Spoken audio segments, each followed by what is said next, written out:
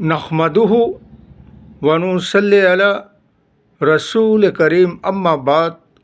पश्चिम बंगला का पीर फुरफुरा दरबार शरीफ मुजद्दिदिया जवान पीर अबू बकर सिद्दीक रहमतुल्लाह अलैह का संगठन ऑल इंडिया मुजद्दिदिया मिशन सर्वधर्म सम्मेलन कमेटी के सदस्यों हैं हम मोहम्मद आसिफ। इसके अलावा सर्व भारतीय जातीय कांग्रेस नेशनल इंडिया गठबंधन पश्चिम बंगला राज्य कांग्रेस कमेटी के सदस्यों हैं हम हिंदू मुस्लिम सिख ईसाई जैन ख्रिस्टन आदिवासी दलित हम सब है भाई भाई। मजहब नहीं सिखाता आपस में बैर रखना। हिंद है हम, ये वतन है हमारा।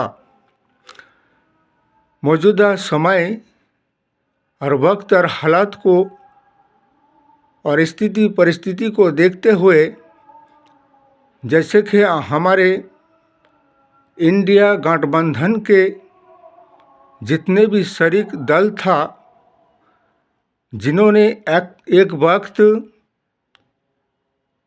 आपस में बैठकर सारे शरीक दल और सर्वभारतीय जातीय कांग्रेस के साथ साथ जिएंगे, साथ मरेंगे, साथ चलेंगे, मिलकर लड़ेंगे इलेक्शन और चुनाव, जो वादा किए थे, कसमें खाए थे, लेकिन वो तो लोकसभा निर्वाचन में वो वादा को निभाया गया।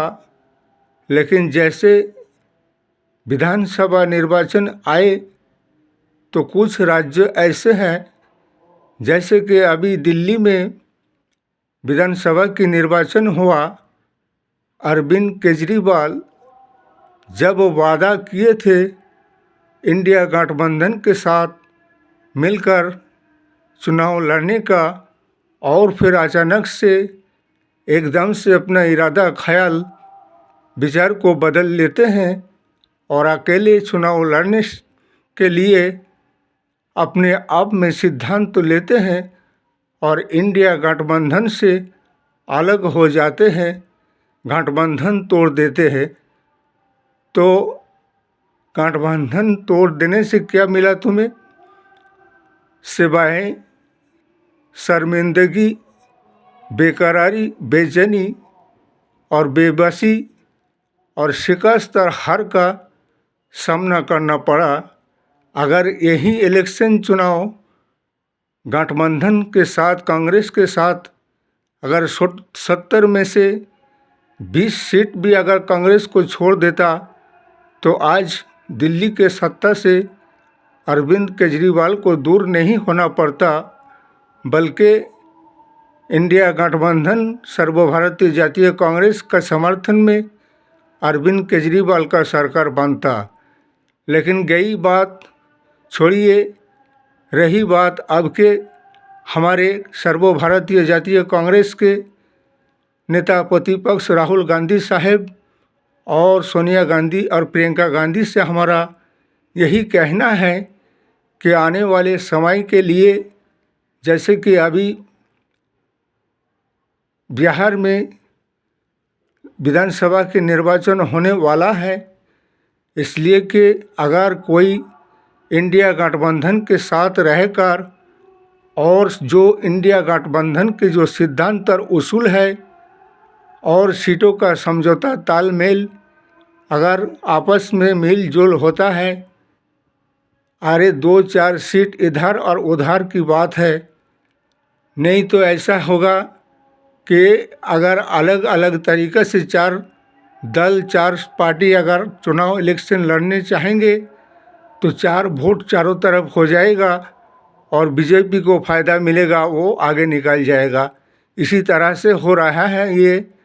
इसलिए हमारा ये कहना, अगर कोई इंडिया गठबंधन तोड़कर चले जाना चाहते हैं तो उसमें भी कांग्रेस घबराते नहीं और घबराएगा नहीं, इसलिए कि कांग्रेस अकेला भी लड़ना जानते हैं, और अगर कोई इंडिया गठबंधन के उसूल और सिद्धांत को मानकर और सीटों का समझौता तालमेल से आपस में मिलजुल कर इलेक्शन चुनाव लड़ते हैं, तेजस्वी यादव हो या तो अखिलेश यादव हो या राहुल गांधी हो, तो उसमें गठबंधन को ही फायदा होगा और ज़्यादा से ज़्यादा सीट आने का उम्मीद रहेगा और बीजेपी को शिकस्त हरा सकते हैं।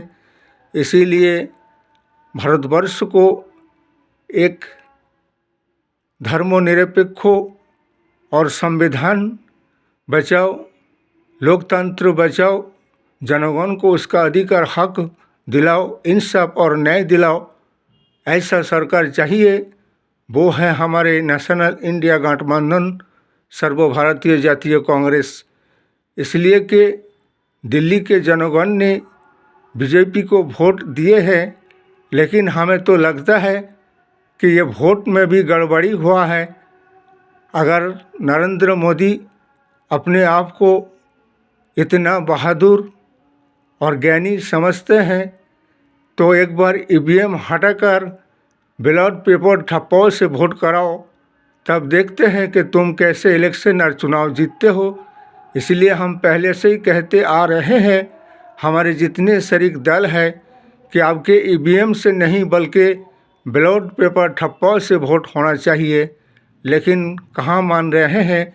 इसलिए कि ईवीएम के खिलाफ सुप्रीम कोर्ट, हाई कोर्ट में मामला मुकदमा दर्ज करो और ईवीएम को बैन करो और बैलेट पेपर ठप्पों से वोट कराओ। इसलिए कि जनगण के जनमत अधिकार को बचाने के लिए, लोकतंत्र को बचाने के लिए, संविधान को बचाने के लिए और देश राष्ट्र के जनगण को इंसाफ और न्याय दिलाने के लिए आइए हम सब मिलजुल कर राष्ट्र का निर्माण करते हैं।